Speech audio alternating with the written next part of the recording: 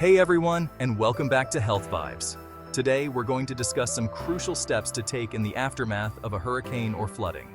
Dealing with the aftermath of a hurricane or major flooding is incredibly stressful.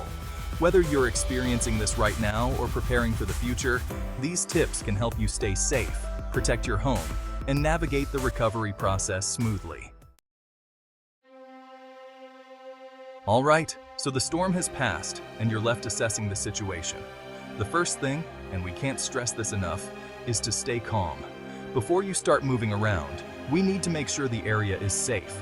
If it's dark, grab a flashlight to see any potential hazards like broken glass or structural damage. Do a quick sweep of the house, checking on everyone inside, including pets.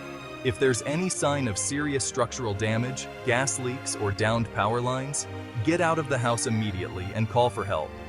Once you've ensured everyone is safe and sound, you can move on to the next step.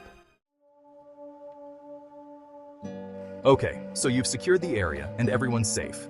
Now it's time to minimize the damage. If there's standing water, start lifting valuables off the ground. Find a dry, elevated spot like a table or shelf to place these items. Once you've done what you can to salvage your valuables, it's time to reach out for help.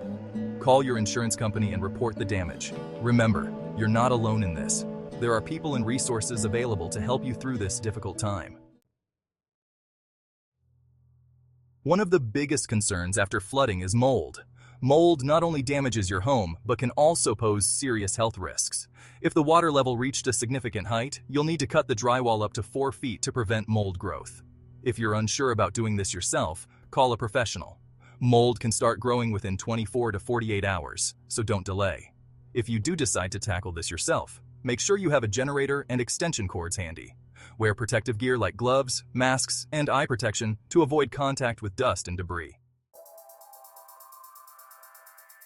Let's talk about debris removal. You're going to have a lot of it. Broken branches, damaged furniture, construction materials, and it can quickly turn into a chaotic mess. The key here is to separate everything into neat piles. First, gather all the construction debris like drywall, insulation, and lumber.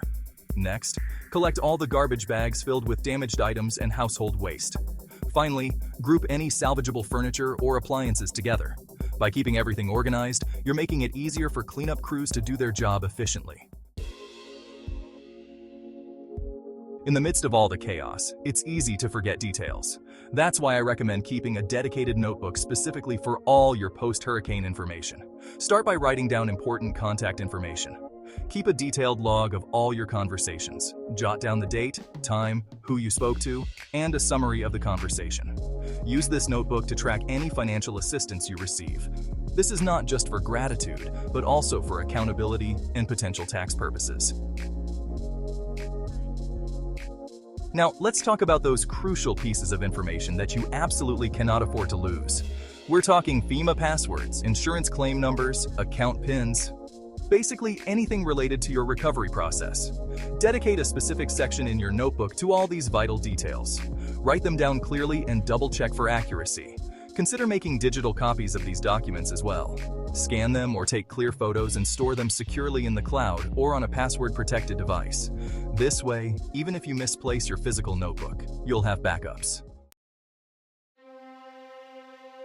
If your car was submerged in floodwater, even partially, it's often more trouble than it's worth to salvage it. Flood damage can lead to a whole host of problems down the line, from electrical issues and rust to engine failure and mold growth. Contact your insurance company and start the claim process. They'll assess the damage and determine if it's totaled. In most cases, it's best to accept the insurance payout and move on. It's better to be safe than sorry. We've talked about mold prevention in your home, but what about your clothes? Clothing is a breeding ground for mold, especially if it's been exposed to floodwater. Gather all the clothes that were exposed to water, even if they don't look or smell damp. Pack them in plastic bags and remove them from the house. You can either wash them at a laundromat or take them to a professional cleaner. When washing, use hot water and a detergent that specifically mentions mold and mildew removal. If possible, dry them on high heat as well. If the damage to your home is extensive and requires tearing down walls or removing cabinets, label everything. As you remove cabinets, drawers, or any fixtures, place all the screws, hinges, and hardware in separate bags and label them clearly. Use a permanent marker to indicate which cabinet or drawer they belong to. This simple step will save you countless hours of frustration and headaches during the rebuilding process. It'll also help ensure that everything goes back together smoothly and correctly. Rebuilding after a hurricane is expensive, but there are ways to stay organized and ensure you're keeping track of every penny spent. Create a Home Depot Pro account. Whenever you buy anything related to your home repairs, use this account. This way, all your receipts are stored electronically in one place. Create a dedicated spreadsheet and log every single purchase. Include the date, item description, price, and whether it was for materials, labor, or other expenses. This is crucial for insurance claims and potential reimbursements. It's important to prioritize your repairs, especially if you're on a tight budget. Focus on the essentials first, the things you need to make your home livable again. Start with the walls. Repair any holes, patch up cracks, and replace damaged drywall. Next, focus on getting a basic kitchen set up. Once those are taken care of, move on to the floors and doors. You need a solid roof over your head and doors for privacy and security. Cosmetic details like paint and fancy fixtures can come later. When it comes to electrical work after a flood, don't cut corners. Even if an outlet seems fine, if it was submerged in water, it needs to be replaced. Water damage can compromise the wiring and create a serious fire hazard. Call a licensed professional to inspect all your outlets. They can safely replace any damaged outlets and ensure your electrical system is safe to use. Remember, electricity and water are a dangerous combination. It's better to be safe than sorry.